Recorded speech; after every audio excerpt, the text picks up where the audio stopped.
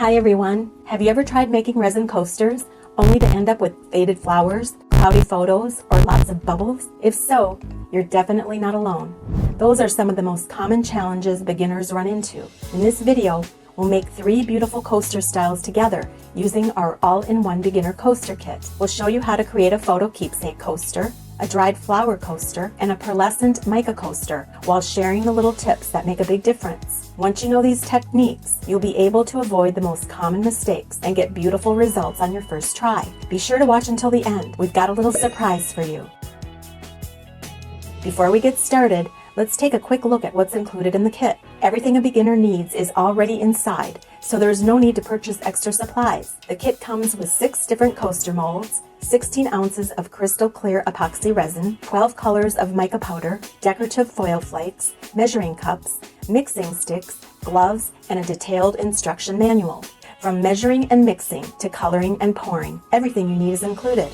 The only extra materials I'm using today are some dried flowers and a few photos I'd like to preserve inside the coasters. You can also use materials you already have to create your own unique designs.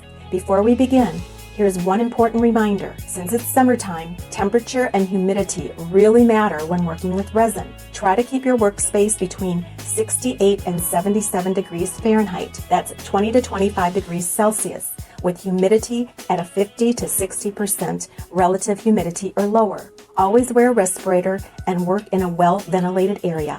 All right, let's get creating.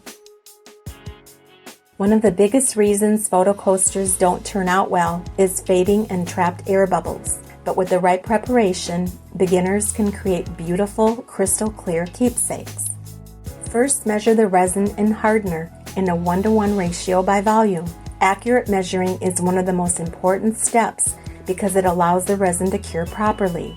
Stir slowly in one direction, making sure to scrape the sides and the bottom of the cup as you mix. This helps everything blend evenly and prevents uncured spots. Try not to stir too quickly, since that creates lots of tiny bubbles that are difficult to remove later. Continue mixing until the resin is completely clear, with no streaks or swirls. Then let it sit for about 3 minutes before pouring.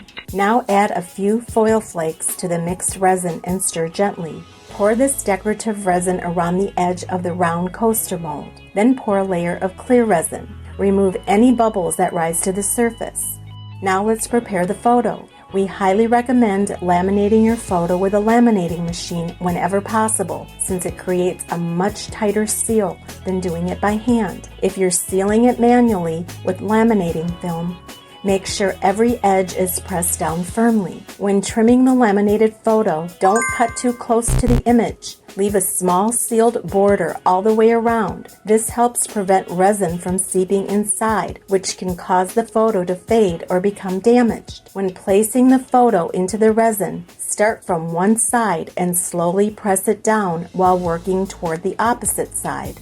This helps push out trapped air and minimizes bubbles underneath. Allow the resin to cure for about 8 hours.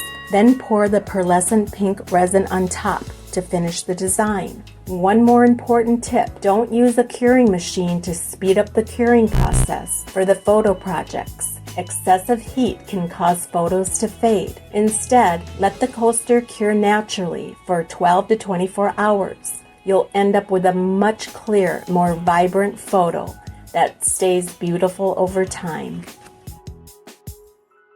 Now let's make a dried flower coaster.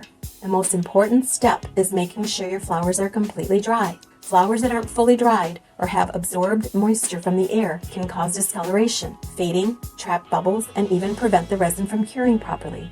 Start by pouring the foil resin around the edge of the mold, then add a layer of clear resin. Before arranging your flowers, dip each one into the resin first. This allows resin to fill the tiny spaces inside the petals and helps reduce trapped bubbles later. Use tweezers to place the flowers where you'd like them, then gently press them into the resin to release any trapped air. Here's another fun design idea. Pour 1/2 of the coaster using resin mixed with mica powder for a shimmering effect, and pour the other half using clear resin with foil flakes.